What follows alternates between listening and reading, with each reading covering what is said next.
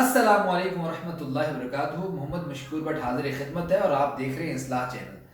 دوستو، اللہ کی ناراضگی کی ایک وجہ یہ بھی ہے کہ جب انسان اپنے ماتحتوں کا حق سلب کرتا ہے، کہ جب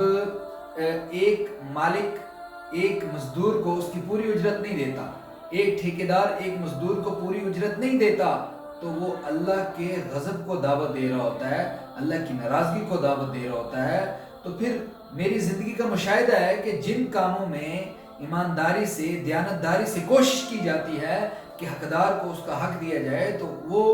ادارے، وہ کمپنیز، وہ جو کام کی جگہیں ہوتی ہیں وہ خوب پھلتی پھولتی ہیں، خوب مارکیٹ میں جو ہے وہ گرو کرتی ہیں۔ لیکن جن اداروں میں، جن کمپنیز میں حقدار کو اس کا حق نہیں ملتا، وہ کمپنیز فلاپ ہوتے ہوئے میں نے دیکھی ہیں۔ اور میری پرسنل زندگی کا مشاہدہ ہے کہ میں بھی ایک ادارے میں کام کرتا ہوں کہ وہاں پہ جب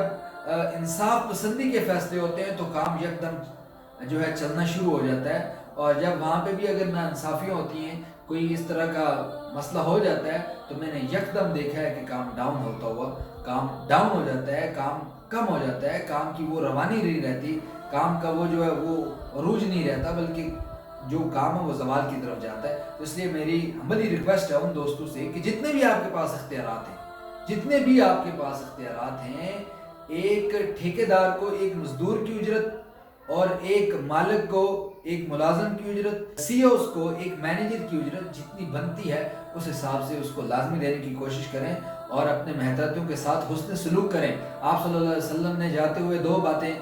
فرمائی تھی، میری امتیوں دو کام کرنا، ایک کبھی نماز کو نہ چھوڑنا، اور ایک اپنے ماتحتوں کے ساتھ حسن سلوک کرنا۔ اللہ پاک ہمیں ان باتوں پہ عمل کرنے کی توفیق عطا فرمائے۔